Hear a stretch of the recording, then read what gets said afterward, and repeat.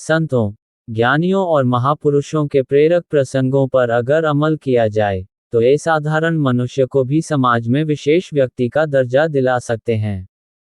ऐसे ही महापुरुष रामकृष्ण परमहंस भी रहे हैं, जिनके सानिध्य में आकर नरेंद्र नाम का एक साधारण बालक स्वामी विवेकानंद के तौर पर समाज में प्रसिद्ध हुआ।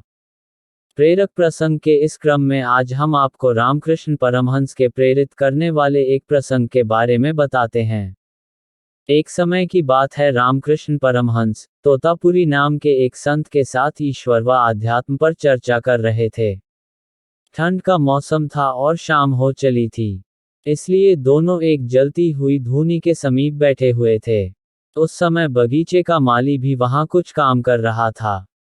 जब माली को भी ठंड का एहसास हुआ तो उसको भी आग जलाने की जरूरत महसूस हुई और उसने तोतापुरी जी द्वारा जलाई गई धूनी में से एक लकड़ी का एक जलता हुआ टुकड़ा उठा लिया।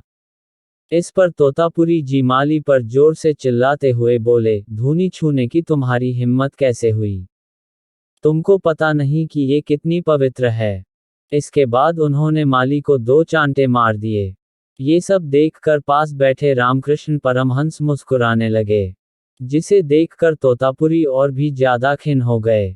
उन्होंने रामकृष्ण जी से कहा, आप हंस रहे हैं, यह आदमी कभी पूजा पाठ नहीं करता है और कभी भी भगवान का भजन नहीं गाता है, फिर भी इसने मेरे द्वारा जलाई गई पवित्र धूनी को अपने गंदे हाथों से छुआ, इसीलिए मैंने उसे ये दंड दिया।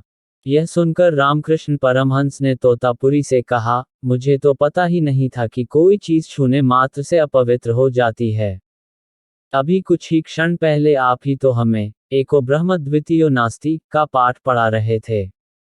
आप ही तो समझा रहे थे कि ये सारा संसार ब्रह्म के प्रकाश प्रतिबिंब के अलावा और कुछ भी नहीं है। अभी इतनी जल्दी आप अपने माली के धूनी स्पर्श कर देने मात्र से अपना सारा ज्ञान भूल गए और उसे मारने तक लगे। भला मुझे इस पर हंसी नहीं आएगी तो और क्या होगा? तोतापुरी कुछ बोल पाते इससे पहले परमहंस ने गंभीरता से कहा, इसमें आपका कोई दोष नहीं है। आप जिससे हारे हैं वो कोई मामूली शत्रु नहीं है, वह आपके अंदर का अहंकार है, जिससे जीत पाना आसान नहीं है।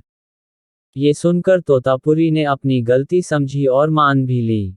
इसके बाद उन्होंने सौगंध खाई कि अब वो अपने अहंकार को त्याग देंगे और कभी भी छुआछूत और ऊंच नीच का भेदभाव नहीं करेंगे।